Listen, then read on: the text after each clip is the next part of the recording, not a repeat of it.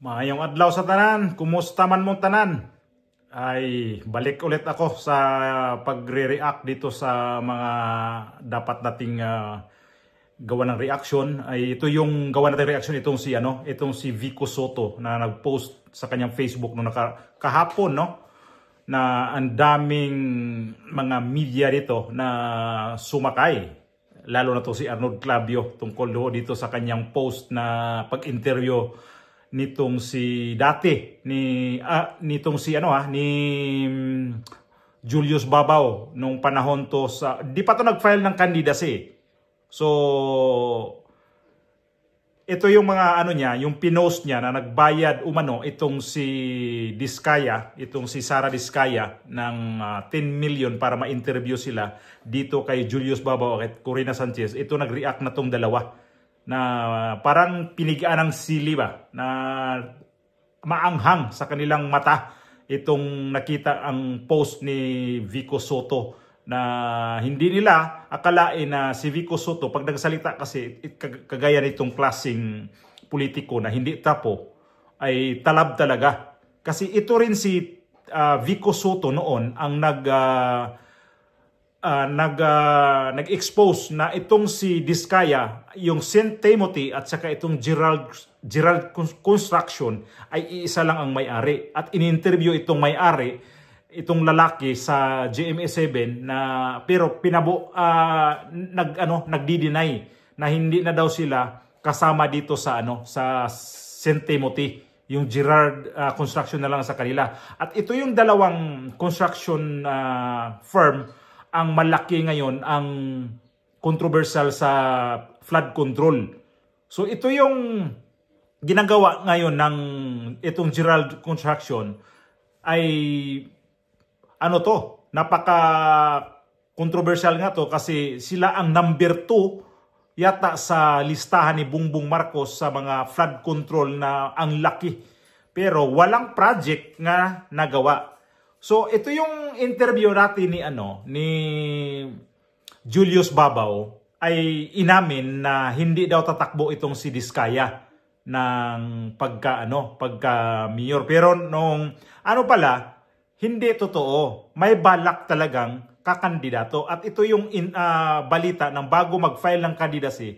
Ito yung balita ng 24 oras. Iisa lang daw ang may-ari ng St. Timothy Construction Corporation ang umatras na partner sa joint venture para sa pagsusupply ng automated election systems ngayong eleksyon 2025 at ng isa pang construction company sa Pasig. Ayon kay Pasig City Mayor Vico Sotto, ang may-ari ng St. Gerard Construction may balak umanong tumakbong alkalde ng Pasig. Pero itinatanggi yan ng St. Gerard Construction. Nakatutok si Chino Gaston. Sa pag-withdraw ng St. Timothy Construction Corporation o STCC sa joint venture para sa pagsusupply ng automated election system para sa eleksyon 2025, sabi ng COMELEC dapat sagutin ng mga nalalabing miyembro ng joint venture ang mga obligasyon ng umatras na kumpanya. Aalamin din daw ng COMELEC kung meron ba silang pananagutang legal.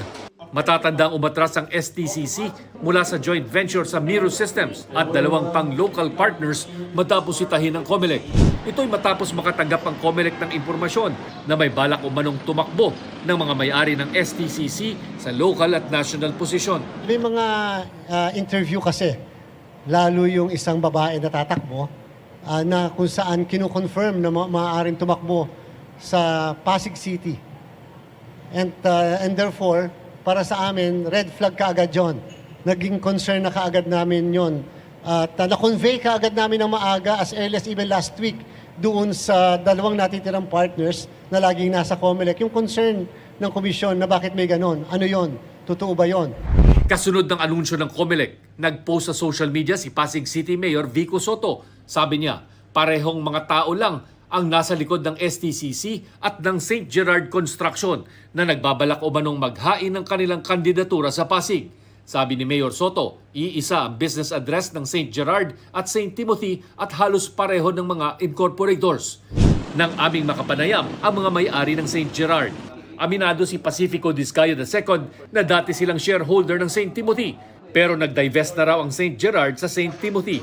Nangupahan rin dati sa kanilang building ang St. Timothy pero umalis na ito. Dati po kaming investor din dyan po sa St. Timothy. Bali, nag-divest na po kami kasi may hindi lang po kami pagkakaunawaan nung mga partners po. At syempre, hindi na namin alam kung sino-sino na mga sumunod na mga naging presidente niyan. Ngayon kung may withdrawals man silang ginawa ay wala po kaming kinalaman dyan. 2016 wala na kami doon, 2016 or 2017, opo, nag-divest na po kami at hindi na po kami, naging ano na po kami doon, parang investor lang po. Magkakakilala din naman po kami niya kasi syempre po sa isang bidding po, naglalabanan po kami ng mga iba't ibang mga contractor.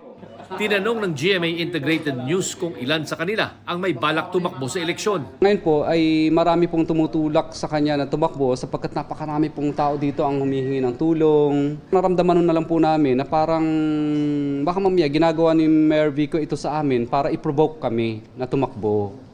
Ginagawa niya itong bagay na to para sa ganun yung magkaroon siya ng kalaban. Pero minsan nang inanunsyo ng kanyang misis na si Sara Diskaya na tatakbo siya bilang mayor ng Pasig City. Naniniwala si Diskaya na sadyang ginigipit sila ni Soto sa paniniwalang sumuporta ang St. Gerard sa kalaban nito sa pagka-alkalde noong 2019 local elections.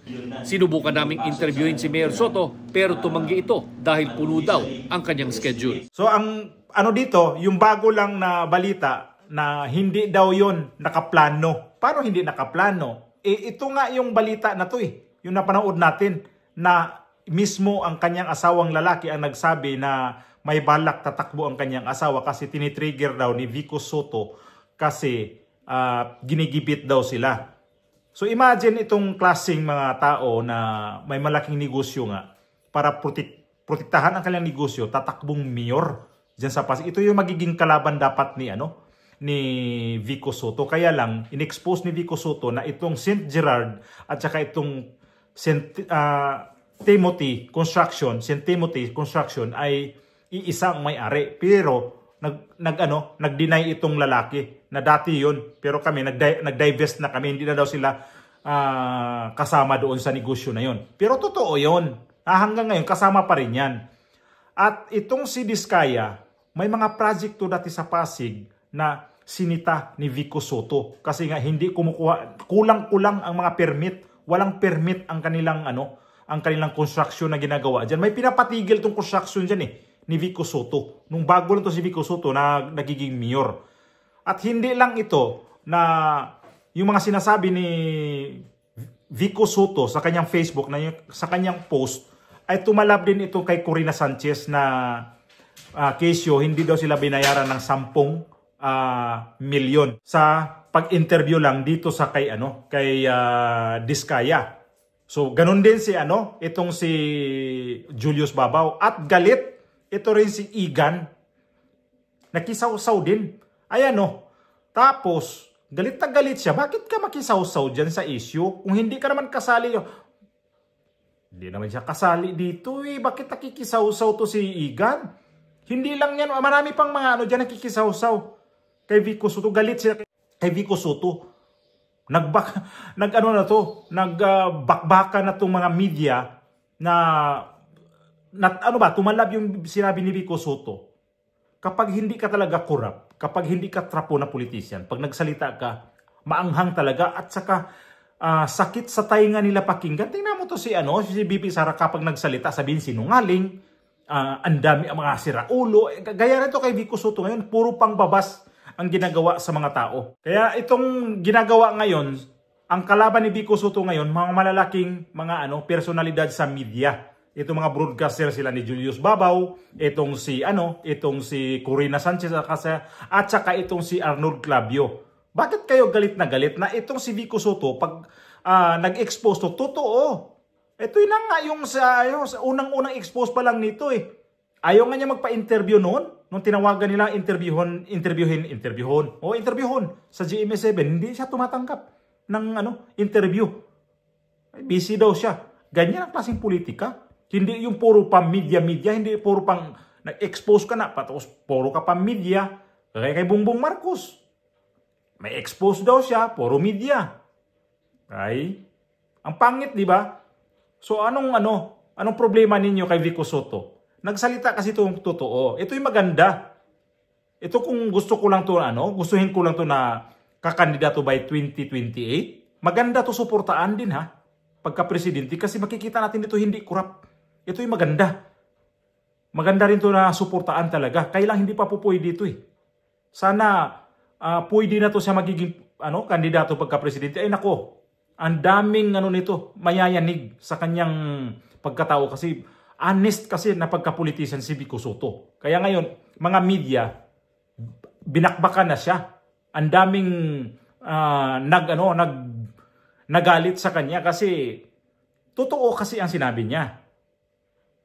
Ito ngayon ang natin ngayon, ang makikita natin ngayon sa mga politician na totoong nandyan. Kapag totoo kasi ang politician, kapag nagsalita yan, ang mga kalaban yan, baliktad ang kanilang ibabato sa pagbalik sa politician na yan.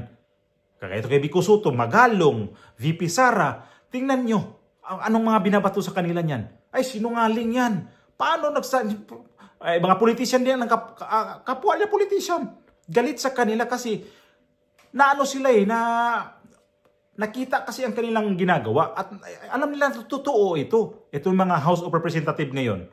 Itong panahon ngayon sa balita na ay nakakasawa na, di ba? Flood control dito, flood control doon, expose dito, expose doon.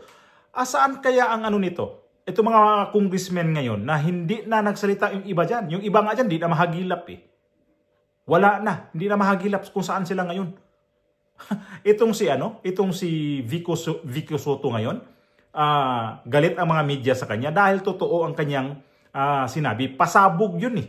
Ang kanyang sinabi, reputasyon ang dapat sa inyo o kaya sa inyong mga pinagtrabahoan na network.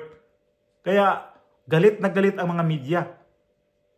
Unang-una ang naglabas ng kanyang message itong si Corina Sanchez. So, pati na rin to si Arnold Clavio, Julius Babaw, ay ang babaw din ng kaligayahan nito ni Arnold Clavio. Yan ang mahirap sa inyo mga media kasi akala ninyo mga mamalinis kayo. Kapag sa inyo talaga ibalik yung mga ginagawa ninyo, hindi nyo matanggap kahit ano-ano na lang pinagsasabi ninyo. Yan ang problema dito sa mga media kasi. Lalo pag bayaran na media, yan na. Dito sa totoong taong nagserbisyo, masakit na pakinggan, masakit ang kanyang mga sinasabi dahil kayo mismo gumawa ng hindi maganda.